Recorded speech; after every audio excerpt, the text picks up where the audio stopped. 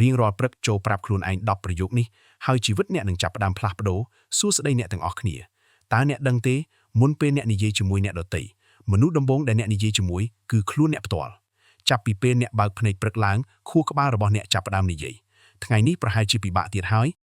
យខ្ញុំមិនពូកែទេខ្ញុំមិនអាចធ្វើបានទេឬថ្ងៃនេះជាឱកាសថ្មីខ្ញុំអាចធ្វើបានខ្ញុំនឹងក្លាយជាមនុស្សល្អជាម្សិលមិញសំណួរគឺតើអ្នកកំពុងនិយាយអ្វីជាមួយខ្លួនឯងរៀងរាល់ព្រឹកព្រោះពាក្យដែលអ្នកនិយាយជាមួយខ្លួនឯងមិនមែនគ្រាន់តែជាពាក្យទេវាកំពុងបង្កើតជីវិតរបស់អ្នកថ្ងៃនេះខ្ញុំចង់ចែករំលែកប្រយោគដ៏មានអំណាច10ប្រយោគដែលអ្នកគួរប្រាប់ខ្លួនឯងរៀងរាល់ព្រឹកប្រសិនបើអ្នកអនុវត្តជារៀងរាល់ថ្ងៃវាអាចផ្លាស់ប្ដូររបៀបគិតទម្លាប់និងទិសដៅជីវិតរបស់អ្នក1ថ្ងៃនេះខ្ញុំអាចគ្រប់គ្រងការឆ្លើយតបរបស់ខ្ញុំបានចូលចងចាំថាអ្នកមិនអាចគ្រប់គ្រងអាកាសធាតុបានទេអ្នកមិនអាចគ្រប់គ្រងសេដ្ឋកិច្ចបានទេអ្នកមិនអាចគ្រប់គ្រងអ្វីដែលមនុស្សនិយាយពីអ្នកបានទេប៉ុន្តែមានរឿងមួយដែលអ្នកអាចគ្រប់គ្រងបានជានិច្ចនោះគឺការឆ្លើយតបរបស់អ្នកមនុស្សពីរនាក់អាចជួបបញ្ហាដូចគ្នាម្នាក់បោះបង់ម្នាក់ទៀតរៀនពីវាហើយបន្តដើរទៅមុខអ្វីដែលធ្វើឲ្យលទ្ធផលខុសគ្នាមិនមែនបញ្ហាទេតែជាការឆ្លើយតបដូច្នេះរៀងរាល់ព្រឹកចូលប្រាប់ខ្លួនឯងថាមិនថាមានអ្វីកើតឡើងថ្ងៃនេះទេខ្ញុំនឹងជ្រើសរើសការឆ្លើយតបដែលល្អបំផុត2ខ្ញុំទទួលខុសត្រូវលើជីវិតនិងសុភមង្គលរបស់ខ្ញុំមនុស្សជាច្រើនចូលចិត្តស្ដីបន្ទោសឪពុកម្ដាយបន្ទោសសេដ្ឋកិច្ចបន្ទោសមិត្តភ័ក្តិបន្ទោសថៅកែប៉ុន្តែការស្ដីបន្ទោសមិនធ្វើឲ្យជីវិតប្រសើរឡើងទេវាគ្រាន់តែធ្វើឲ្យអ្នកបាត់បង់អំណាចក្នុងការផ្លាស់ប្ដូរថ្ងៃដែលអ្នកនិយាយថាខ្ញុំជាអ្នកទទួលខុសត្រូវលើជីវិតរបស់ខ្ញុំ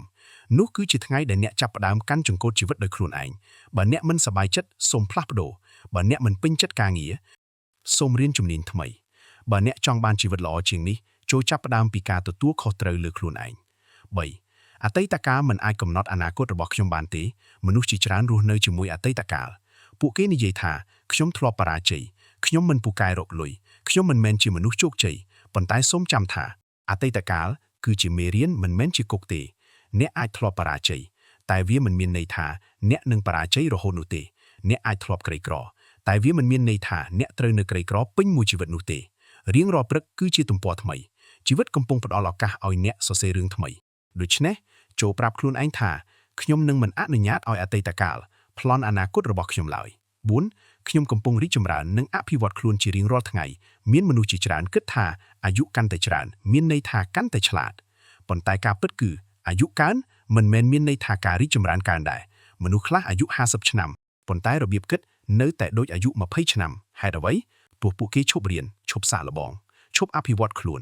ចំណែកឯមនុស្សជោគជ័យពួកគេមិនដែលគិតថាខ្លួនដឹងគ្រប់យ៉ាងទេពួកគេអានសៀវភៅរៀនជំនាញថ្មីស្ដាប់អ្នកដែលមានបទពិសោធន៍រៀនពីកំហុសរបស់ខ្លួនរាល់ថ្ងៃពួកគេសួរខ្លួនឯងថាតើថ្ងៃនេះខ្ញុំប្រសើរជាងម្សិលមិញដែរឬទេបើចម្លើយគឺបាទនោះគឺជាជោគជ័យព្រោះភាពជោគជ័យមិនមែនជាការប្រៀបធៀបជាមួយអ្នកដទៃទេវាគឺជាការប្រៀបធៀបជាមួយខ្លួនឯងពីម្សិលមិញ5ខ្ញុំតាក់ទាញឱកាសព្រោះខ្ញុំត្រៀមខ្លួនជានិច្ចមនុស្សជាច្រើននិយាយថាគាត់សំណាងណាស់គាត់បានឱកាសល្អប៉ុន្តែតើអ្នកដឹងទេឱកាសមិនមករកមនុស្សដែលមិនបានត្រៀមខ្លួនទេស្រមៃមើលបើថ្ងៃនេះមានអ្នកវិនិយោគមកជួបអ្នកតើអ្នកមានចំណេះដឹងគ្រប់គ្រាន់ដើម្បីពិភាក្សាជាមួយគាត់ទេបើថ្ងៃនេះក្រុមហ៊ុនមួយផ្ដល់តំណែងល្អឲ្យអ្នកតើអ្នកមានជំនាញគ្រប់គ្រាន់ដែរឬទេមនុស្សជោគជ័យមិនរងចាំឱកាសទេពួកគេត្រៀមខ្លួនជាមុនហើយនៅពេលឱកាសមកដល់ពួកគេចាប់វាបានភ្លាមដូច្នេះរៀងរាល់ព្រឹកចូលប្រាប់ខ្លួនឯងថាថ្ងៃនេះខ្ញុំនឹងត្រៀមខ្លួនឲ្យបានល្អជាងម្សិលមិញ6ការរៀននិងការអភិវឌ្ឍខ្លួនគឺជាការវិនិយោគដ៏ល្អបំផុតមានរបស់ជាច្រើនដែលអាចបាត់បង់បានអ្នកអាចបាត់លុយអ្នកអាចបាត់ការងារអ្នកអាចបាត់ទ្រព្យសម្បត្តិប៉ុន្តែមានរឿងមួយដែលគ្មាននរណាអាចដកហូតពីអ្នកបាននោះគឺចំណេះដឹងមនុស្សមានទ្រព្យសម្បត្តិមិនចំណាយលុយតែដើម្បីកម្សាន្តទេពួកគេចំណាយលើសៀវភៅវគ្គបណ្ដុះបណ្ដាលអ្នកណែនាំ mentor ជំនាញថ្មីពួកគេដឹងថាចំណេះដឹងគឺជាទ្រព្យសម្បត្តិដែលបង្កើតប្រាក់បានពេញមួយជីវិតសូមសួរខ្លួនឯងថាក្នុងមួយខែអ្នកចំណាយលើការកម្សាន្តប៉ុន្មានហើយអ្នកចំណាយលើការរៀនប៉ុន្មានចម្លើយនោះនឹងប្រាប់អ្នកថាអនាគតរបស់អ្នកកំពុងដើរទៅទិសណា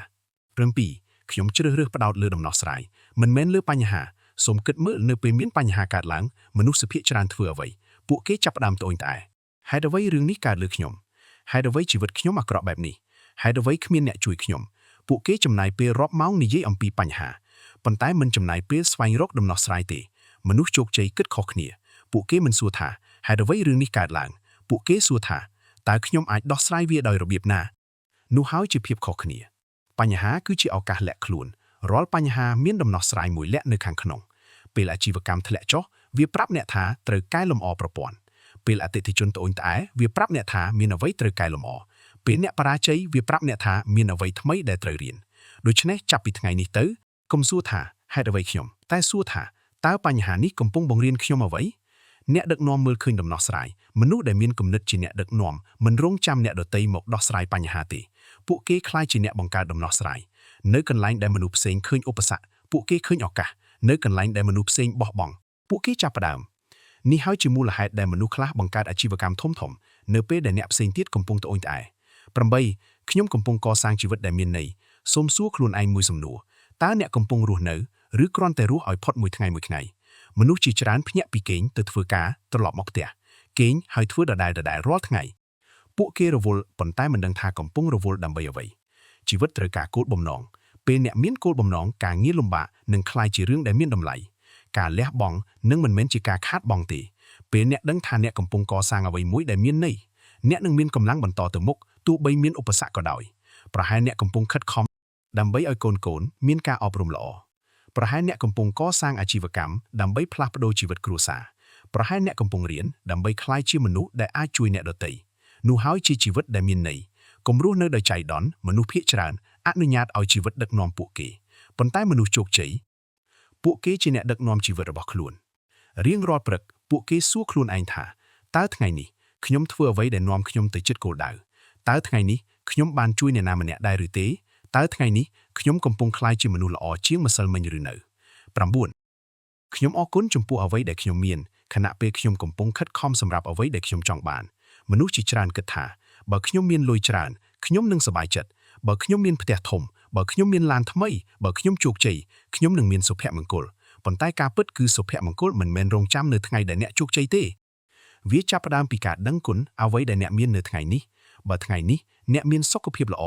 នោះគឺជាពរជ័យបើអ្នកមានគ្រួសារដែលស្រឡាញ់អ្នកនោះគឺជាទ្រព្យសម្បត្តិដ៏មានតម្លៃបើអ្នកនៅមានឱកាសក្រោកពីគេងហើយចាប់ផ្ដើមជាថ្មីនោះគឺជាអំណោយដ៏អស្ចារ្យប៉ុន្តែការដឹងគុណមិនមែនមានន័យថាឈប់រីកចម្រើនមនុស្សខ្លះយល់ច្រឡំថាខ្ញុំដឹងគុណហើយដូច្នេះខ្ញុំមិនចាំបាច់ខិតខំទៀតទេមិនមែនទេមនុស្សជោគជ័យមានលក្ខណៈពិសេសមួយពួកគេដឹងគុណចំពោះអ្វីដែលមានហើយនៅតែខិតខំដើម្បីអ្វីដែលអាចក្លាយទៅជាពួកគេសប្បាយចិត្តជាមួយដំណើរជីវិតប៉ុន្តែមិនឈប់ដើរទៅមុខឡើយ10ថ្ងៃនេះគឺជាឱកាសដើម្បីក្លាយជាមនុស្សដែលខ្ញុំត្រូវបានបង្កើតមកឲ្យក្លាយជានេះគឺជាប្រយោគដ៏មានអំណាចបំផុតសូមសួរខ្លួនឯងតើអ្នកចង់ក្លាយជាមនុស្សបែបណាតើអ្នកចង់ក្លាយជាឪពុកឬម្ដាយដ៏ល្អជាអ្នកដឹកនាំដ៏ល្អជាសហគ្រិនដែលអាចជួយអ្នកដទៃជាមនុស្សដែលមានភាពស្មោះត្រង់និងទទួលខុសត្រូវបើដូច្នេះថ្ងៃនេះគឺជាថ្ងៃដែលអ្នកត្រូវចាប់ផ្ដើមរស់នៅដូចមនុស្សនោះកុំរងចាំថ្ងៃណាមួយកុំរងចាំឆ្នាំក្រោយថ្ងៃនេះគឺជាឱកាសថ្មីមនុស្សដែលអ្នកចង់ក្លាយមិនមែនកើតឡើងមួយយប់ទេមនុស្សជោគជ័យមិនក្លាយជាមនុស្សអស្ចារ្យដោយសារការសម្រេចចិត្តធំមួយនោះទេពួកគេក្លាយជាមនុស្សអស្ចារ្យដោយសារការសម្រេចចិត្តតូចៗរាល់ថ្ងៃជ្រើសរើសអានសៀវភៅជំនួសការខ្ជះខ្ជាយពេលវេលាជ្រើសរើសរៀនជំនួសការត្អូញត្អែជ្រើសរើសអភ័យទោសជំនួសការស្អប់ជ្រើសរើសធ្វើសកម្មភាពជំនួសការពន្យាពេលជីវិតដ៏អស្ចារ្យត្រូវបានកសាងឡើងពីការសម្រេចចិត្តតូចៗទាំងនេះមុននឹងបញ្ចប់សូមរំលឹកខ្លួនឯងរៀងរាល់ព្រឹកថា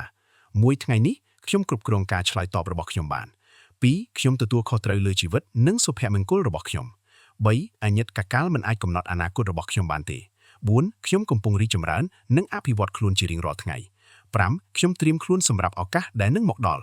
6ការរៀននិងការអភិវឌ្ឍខ្លួនគឺជាការវិនិយោគដ៏ល្អបំផុត7ខ្ញុំជ្រើសរើសផ្ដោតលើដំណោះស្រាយមិនមែនលើបញ្ហា8ខ្ញុំកំពុងកសាងជីវិតដែលមានន័យ9ខ្ញុំអរគុណចំពោះអ្វីដែលខ្ញុំមានខណៈពេលខ្ញុំកំពុងខិតខំសម្រាប់អ្វីដែលខ្ញុំចង់បាន10ថ្ងៃនេះគឺជាឱកាសដើម្បីក្លាយជាមនុស្សដែលខ្ញុំត្រូវបានបង្កើតមកឲ្យក្លាយជាមិត្តអ្នកស្ដាប់ជាទីគោរពជីវិតរបស់អ្នកមិនត្រូវបានកំណត់ដោយអ្វីដែលកើតឡើងចំពោះអ្នកនោះទេជីវិតរបស់អ្នកត្រូវបានកំណត់ដោយអ្វីដែលអ្នកប្រាប់ខ្លួនឯងរៀងរាល់ព្រឹកពាក្យមួយប្រយោគអាចផ្លាស់ប្ដូររបៀបគិតអាចផ្លាស់ប្ដូរសកម្មភាពអាចផ្លាស់ប្ដូរទម្លាប់អាចផ្លាស់ប្ដូរអនាគតដូច្នេះចាប់ពីព្រឹកស្អែកទៅកុំចាប់ផ្ដើមថ្ងៃថ្មីដោយការព្រួយបារម្ភកុំចាប់ផ្ដើមថ្ងៃថ្មីដោយការត្អូញត្អែចាប់ផ្ដើមថ្ងៃថ្មីដោយការប្រកាសថាថ្ងៃនេះខ្ញុំនឹងក្លាយជាមនុស្សល្អជាងម្សិលមិញព្រោះការផ្លាស់ប្ដូរដ៏អស្ចារ្យមិនចាប់ផ្ដើមពីពិភពលោកខាងក្រៅទេវាចាប់ផ្ដើមពីការសន្ទនាតូចមួយជាមួយខ្លួនអ្នកនៅរៀងរាល់ព្រឹកសូមជូនពរឲ្យអ្នកមានថ្ងៃថ្មី ដែលពោពេញដោយកម្លាំងចក្ខុវិស័យនិងភាពក្លាហានក្នុងការកសាងជីវិតដែលអ្នកស្រមៃចង់បានសូមអរគុណ